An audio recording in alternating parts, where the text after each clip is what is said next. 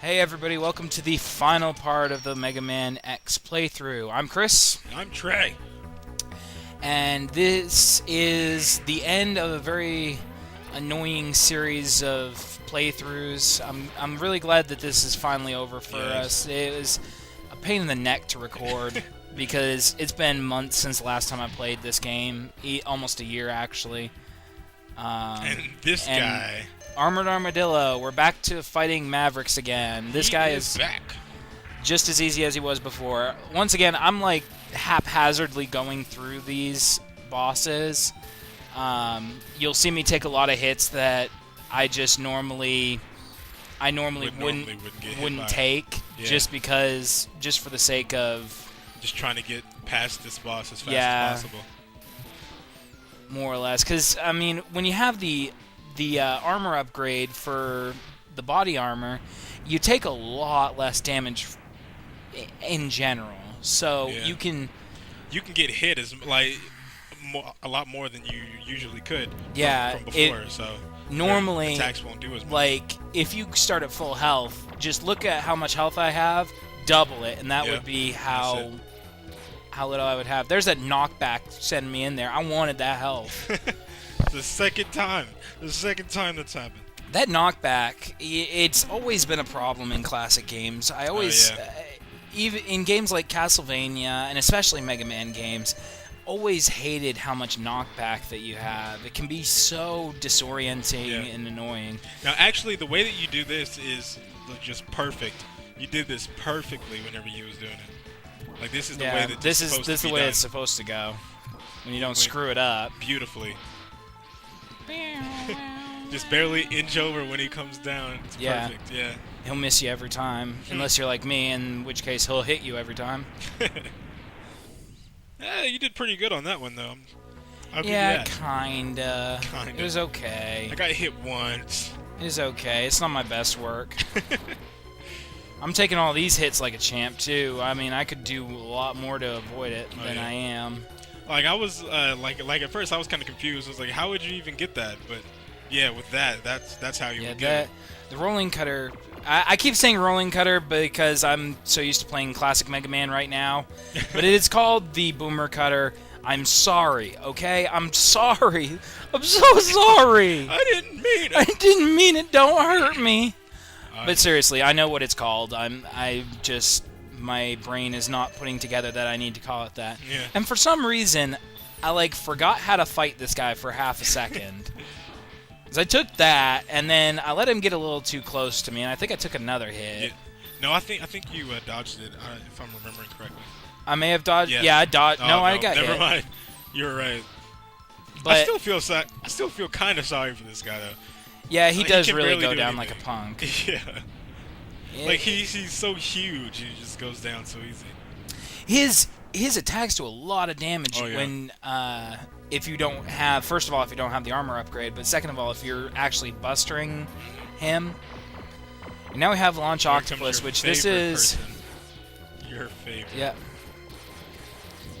And I actually remember back in, I think, part 1, I had mentioned that I was going to look up the alternate way of defeating him. Oh. No, I was going to look up the composer for the music of this game, and I never got around to doing that until now. It's Setsuo Yamamoto, who did he was one of the composers, along with Makoto Tomozawa, Yuki Iwai, Yoko Takihara, and Toshihiko Horiyama. And all three, not all three, but all of them did all of the composing. Yeah, those are the ones credited with the compositions. Okay, yeah. And as you see, I'm using the boomer cutter because it takes away his limbs, which means he can't do that little tornado thing, and he can't shoot those fish at him. So now all I have to deal with is the missiles, which are pretty easy to dodge. They're pretty easy to... Well, the rolling shield really blocks them pretty well. Yeah. It runs a really good interference. Could you just get charge it all the way and cover yourself with it and just run into him, or would it just go but that away would be a whenever you hit him waste. once? That would be a waste because That's it wouldn't do very much damage. Would it only hit him once, or would it like continually hit him? It would hit him once and then and go then it'd away. Okay. Like if it just stayed there, I think that would be a lot better. When you're fighting larger enemies, that's the way it reacts. Okay. Here's my charge fetish right here. I don't know. I have a sick fascination with charging every time I go. But yeah, there's a couple ways to get through this spiked section, but I chose the invincibility path. Yeah, you also I think showed that off last episode. Too. Yep. Yeah, if you haven't seen all of our previous episodes, do it, please. There's good stuff to be had by all. That's you know. for sure. And plus, I mean, if you're on part 5, obviously there's parts 1 through 4. And if you haven't seen those yet, then you're need to go missing and out. Look at them right now. Because shame on you. Who watches part 5 before part 1? Where is your mothers? Who taught you this stuff? Yeah, who taught you how to queue up your YouTube playlist to have part 5 before parts 1 through 4? He actually went down a lot faster than last time too. Well, it's because you wasn't shooting the other way. Yeah, I actually took the time and aimed. I didn't have the aim of Stevie Wonder that time. And then long hallway. Dun dun dun. I actually cut this particular fight way too close. Mm-hmm. I was really annoyed by this. Who's this one? This is the Jaws of Death. Yeah, I was kind of like a person who's probably never played this would not know what to hit whenever they. Yeah, you have to hit the head, and the boomer cutter does the most damage. It is its weakness. But as like right now, it's not so bad, and thank God that didn't like instant death me right there. Oh yeah. Because usually being like pressed against walls and stuff will kill you instantly. But like the boomer cutters though, like aren't they kind of unpredictable? Like yes and no. They will either go up or down. They will never go forward. Yeah. But like they're not incredibly difficult to predict. Usually when you jump, they'll go down, and when you're stationary, they'll go up. Yeah. He's starting to move a lot faster. Yeah, now. that's the thing. This can be annoyingly hard. I really don't think I needed that sub tank, but I used it anyways because reasons. Yeah.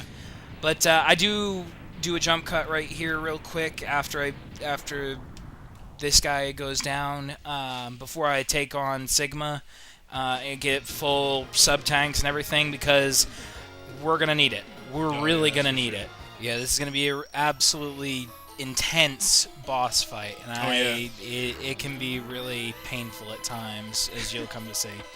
And but like Sigma isn't like one of those bosses where you just fight him once and it's over. Like, doesn't he have like several stages or something that you have to go through? You've got 3 fights. You've got that dog that looks suspiciously like Treble from Where's your puppy?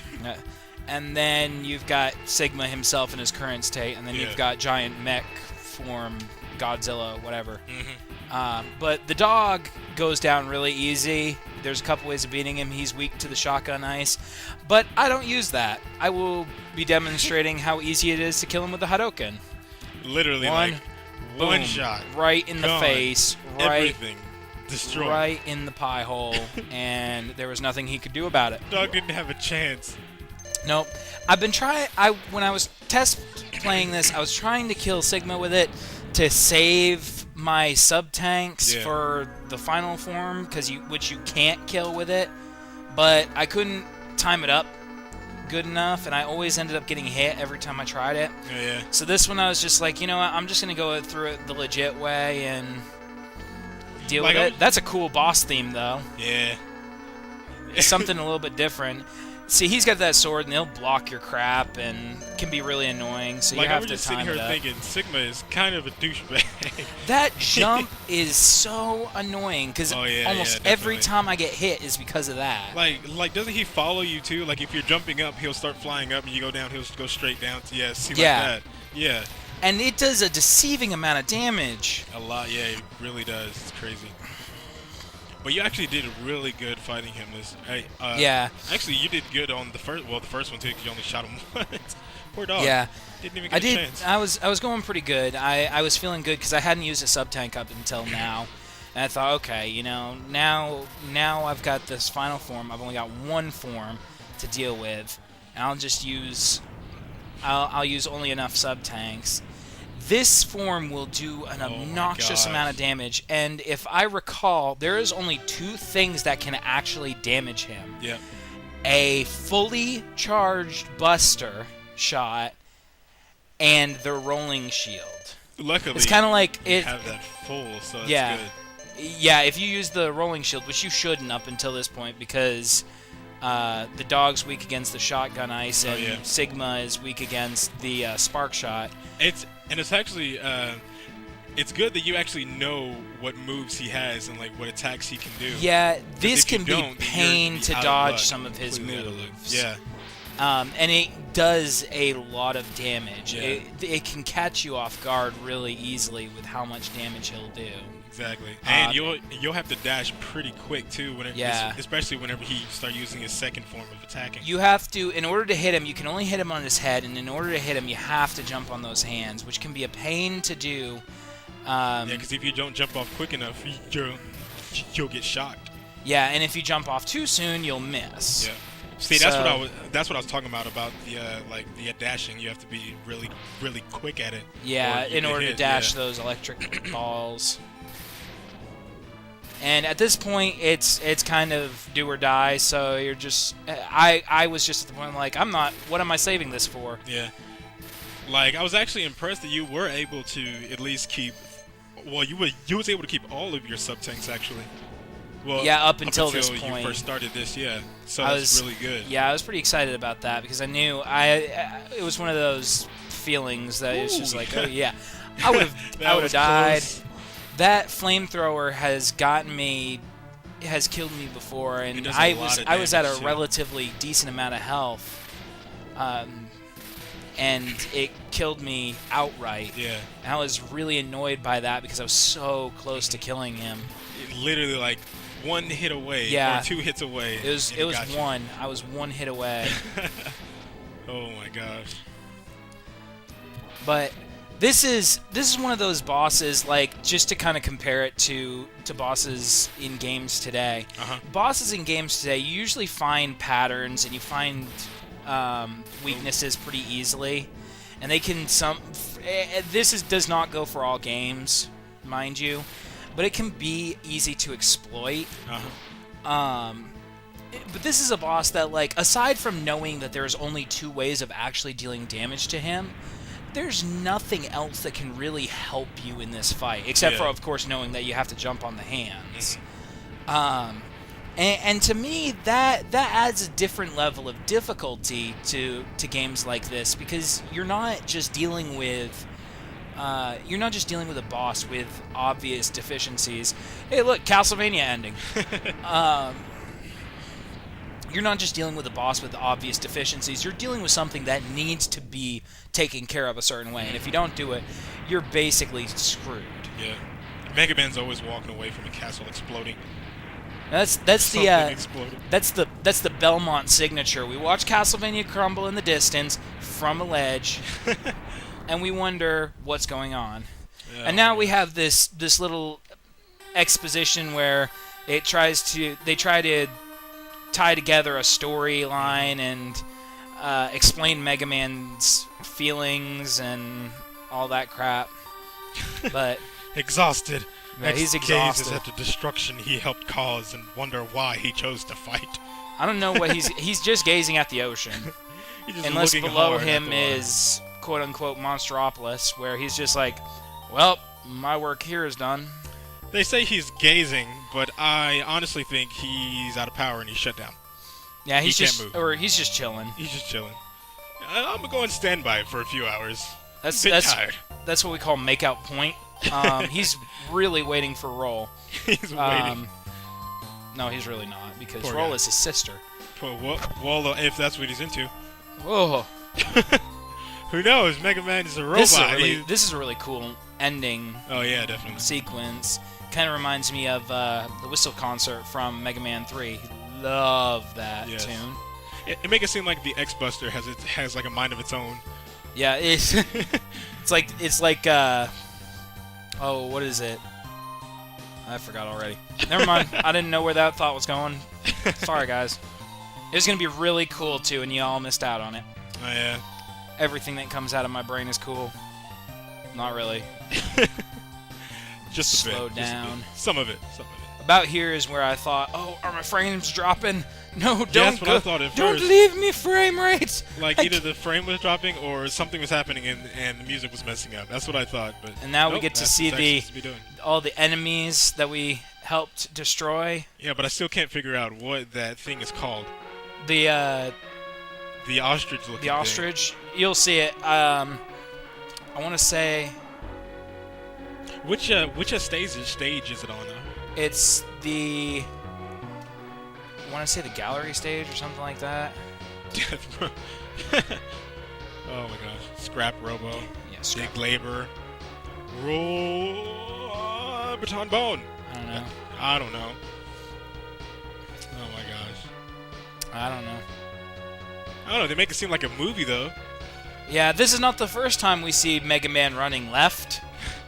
This is kind of a throwback to the classic series. Oh yeah. Those are the last 4 bosses we fought.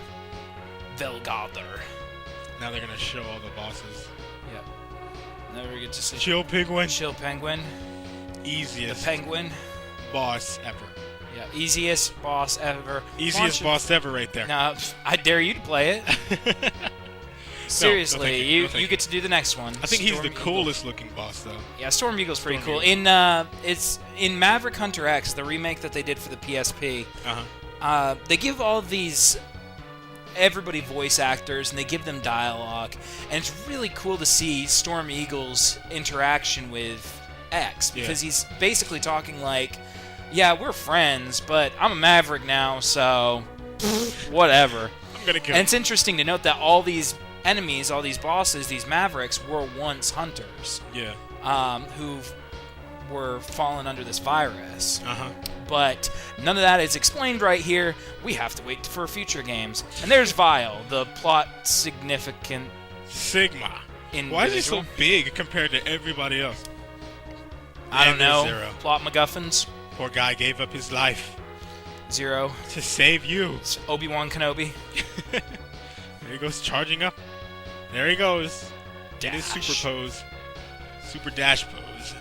And you, as Mega Man X. Pretty sure I am not Mega Man, but thank you for making I'm not going to put a... I hate to cause a stir here, but have you ever seen me and Mega Man X in the same room? Exactly. And then now you got this upbeat outro. So what are your final thoughts on the game, Trey? I actually enjoyed it. Although I didn't play it and I was just watching you play it, I actually still enjoyed watching you play it. As I know me playing it myself, I wouldn't be able to do half the stuff that you did. It would take me so much longer. But still, I think this is a really good game, and I really enjoyed watching you play it. After playing it all the way through, and in my most recent playthrough, it really is something that I enjoy going back to. It really holds a lot of fond memories for me, being as this was the first game I ever played and beat, and it was something I used to play a lot in my childhood. The music always gets me. This is one of my favorite soundtracks, video game-wise, bar none. It's up there with it's right up there with like Final Fantasy tracks in my heart at least. And so being able to play through this again, it really opens my eyes to a new perspective of just the way the game mechanics work and being able to see how I deal with that under a new situation. So all in all, I absolutely love the game. It's one of my favorites of all time. And I'd definitely recommend it to any of you viewers who are interested in playing a classic NES game.